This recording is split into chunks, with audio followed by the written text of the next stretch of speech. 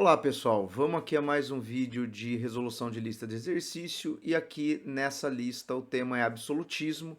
Eu vou dividir essa lista em duas partes porque tem exercícios teste, né, questões objetivas e exercícios do tipo dissertativos para não ficar um vídeo muito longo.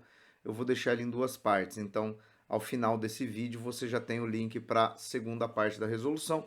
A lista sempre está aqui na descrição do vídeo. E vamos aqui para o primeiro exercício, que é um exercício do Mackenzie 2003, tá?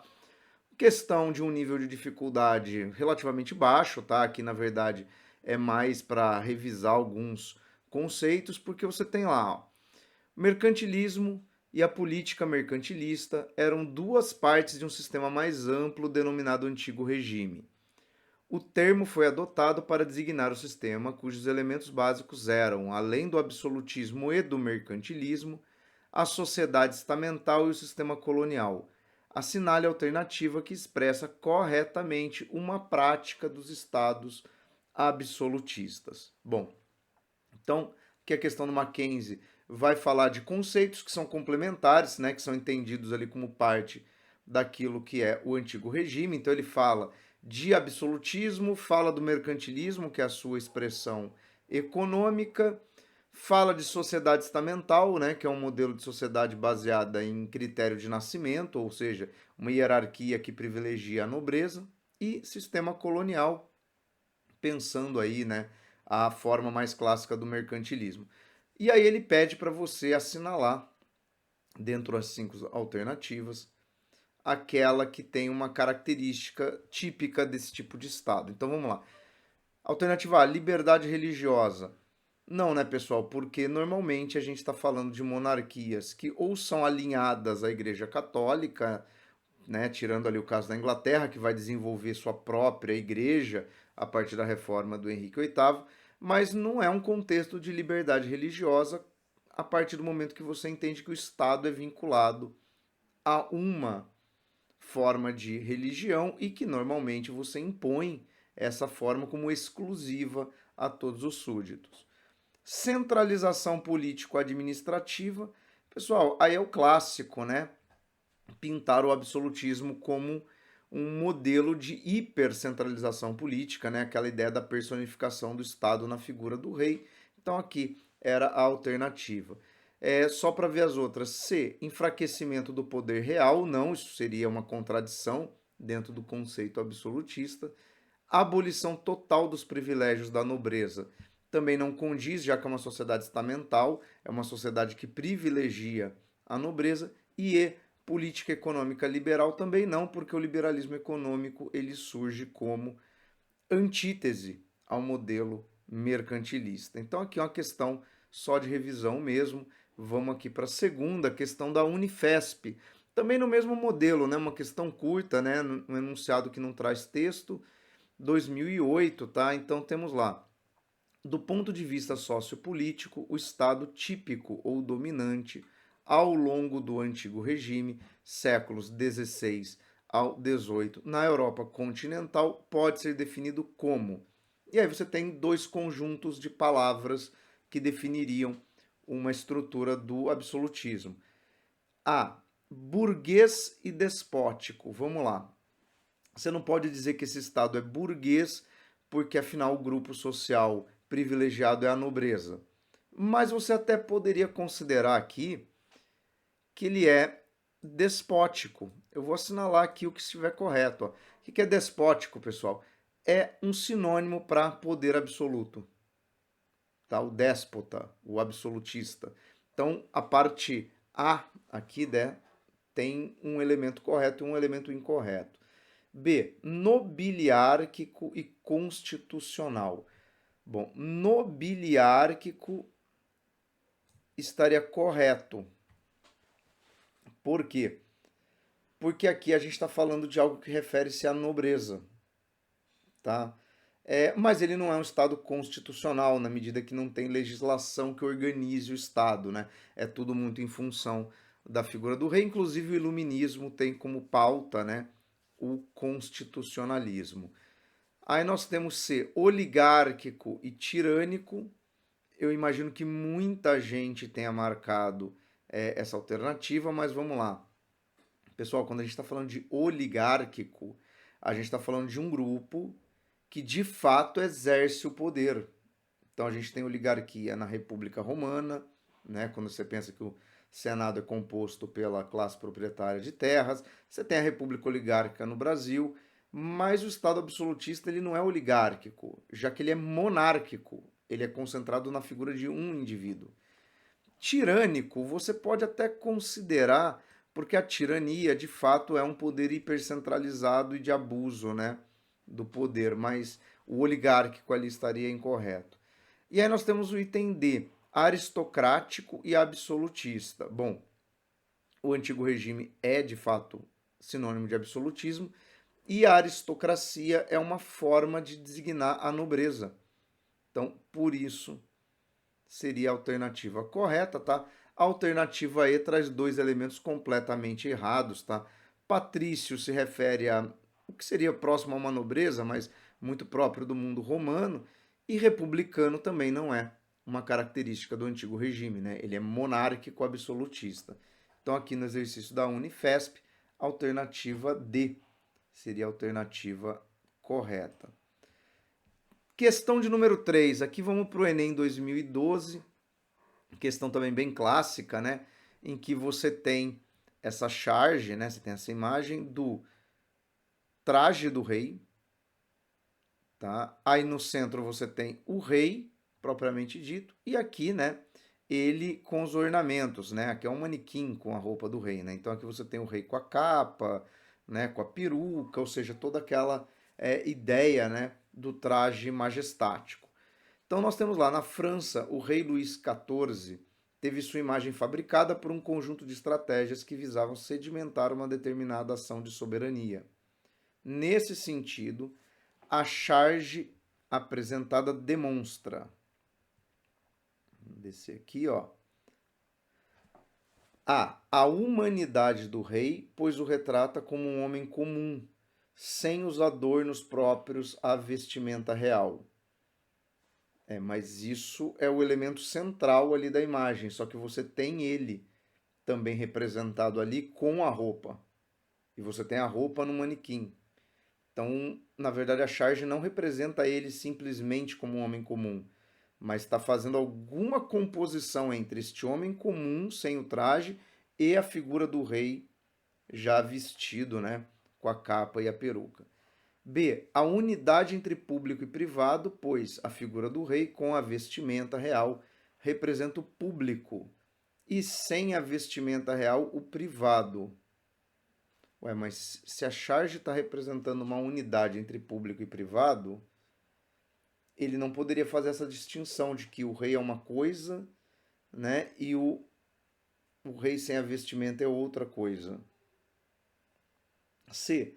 Vínculo entre a monarquia e o povo, pois leva ao conhecimento do público a figura de um rei despretensioso e distante do poder político. Bom, mas Luís XIV é o maior exemplo do absolutismo, né? É o rei Sol, atribui-se aquela frase, o Estado sou eu. Então, não é um rei despretensioso e distante do poder político, né? Na verdade, ele é uma simbologia máxima do poder. D. O gosto estético refinado do rei, pois evidencia a elegância dos trajes reais em relação ao de outros membros da corte. Só que, de novo, aqui não há possibilidade dessa comparação. Porque cadê os outros membros da corte na imagem?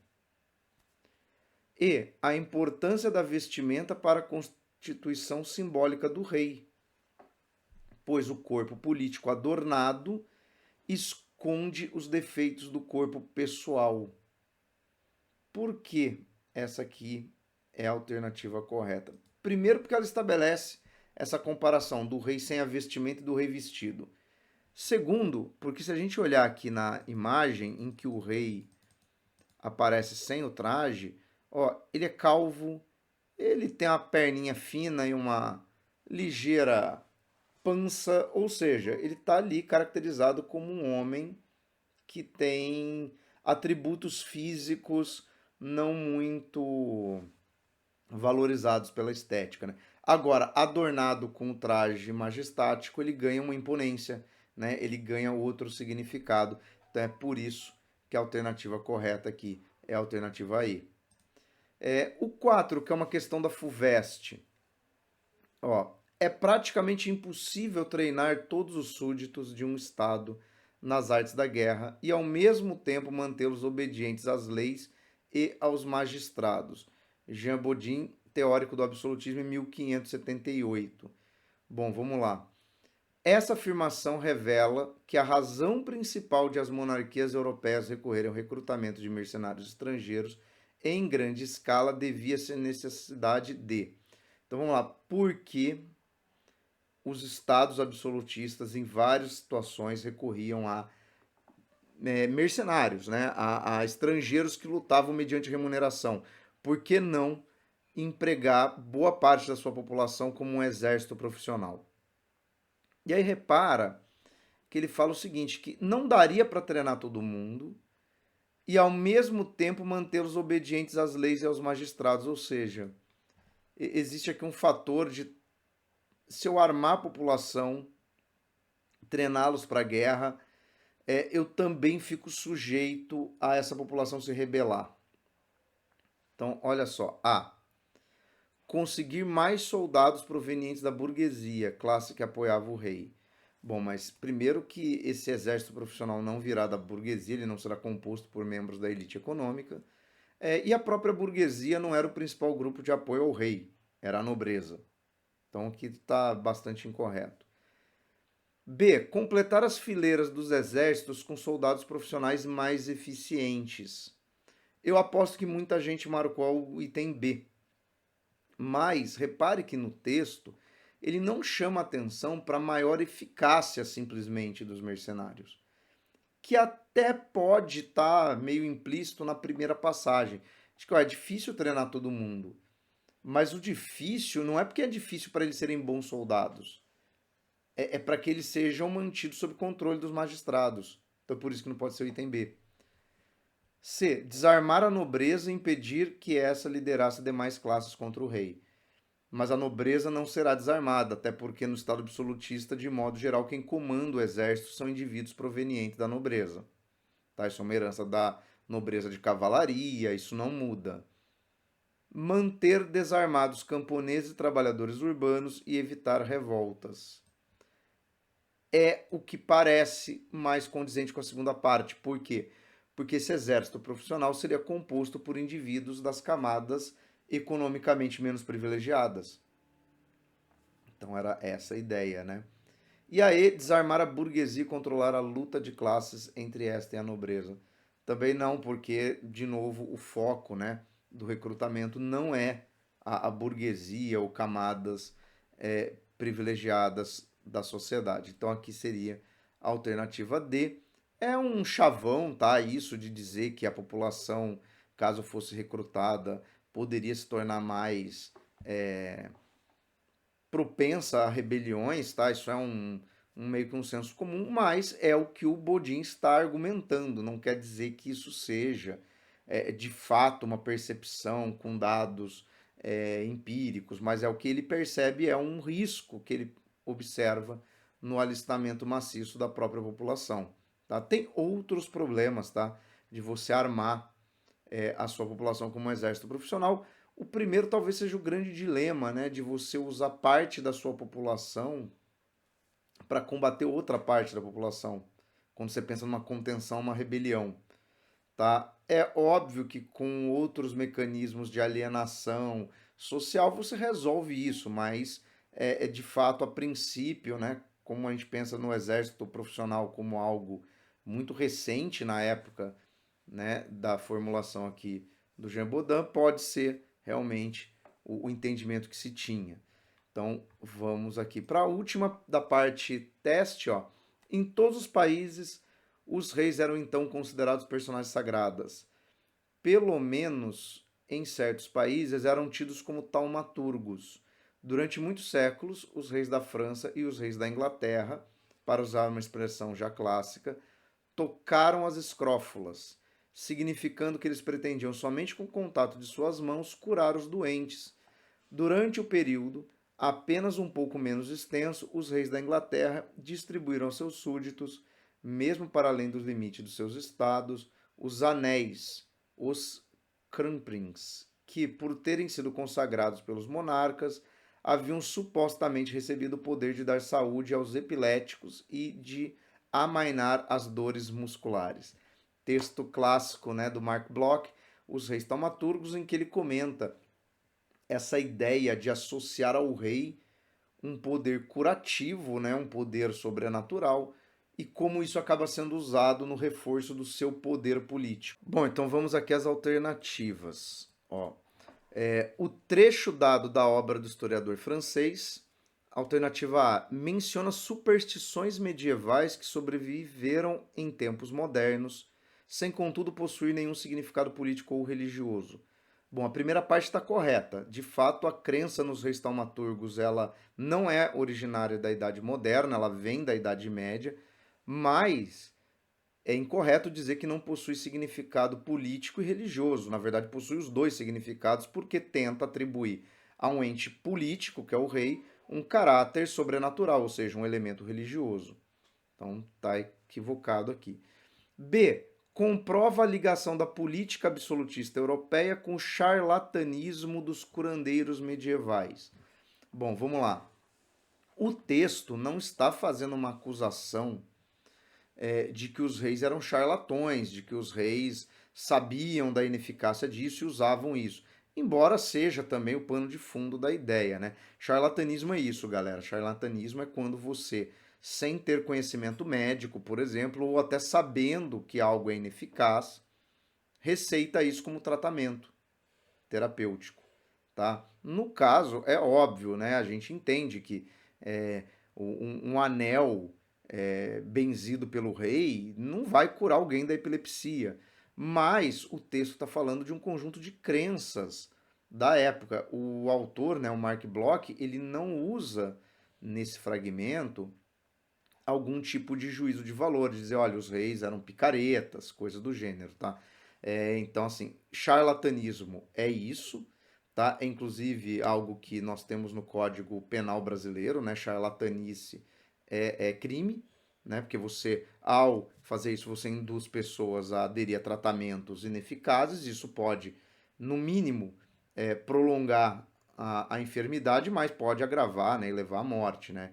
Então, por isso que é um crime gravíssimo, né, de ser praticado. E rolou bastante, né, coisas do gênero nos últimos tempos.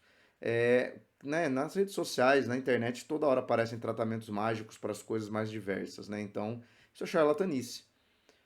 Agora, olha só, C. Faz referência ao caráter sobrenatural que se atribui ao poder dos reis em algumas monarquias europeias, porque ele menciona a França e a Inglaterra, né?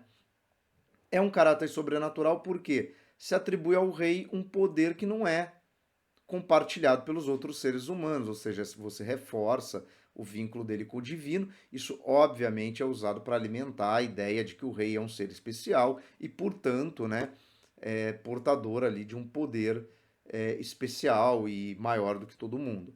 Então, aqui é a melhor alternativa. D. Descreve as práticas mais comuns do exercício da medicina na Idade Moderna. Só que ele não está falando da medicina, né? Ele está falando de uma crença que atribuía aos reis um poder de cura. Haviam médicos na Idade Moderna, mas não tem nada a ver com isso daqui. Tá? Então ele não está falando da prática da medicina. E. Destaca o problema político que representava os escrofulosos e os epiléticos para as monarquias medievais. Bom, mas aqui de novo, né, não se trata disso, né? Os escrofulosos e os epiléticos não eram um problema para as monarquias. Eles aqui acabavam sendo até usados para justificar essa crença em torno do rei, mas eles não eram um problema político. Então, questão aqui bem legal do Mackenzie 2007, né? Alternativa C, né? Usa aqui o texto do Mark Bloch. E com isso eu termino essa primeira parte, que são os exercícios do tipo teste. Tá? Aqui está o link para a segunda parte, que serão os exercícios dissertativos, tá? De vestibular referente a absolutismo e críticas a esse sistema. Beleza? Então, valeu e até o próximo.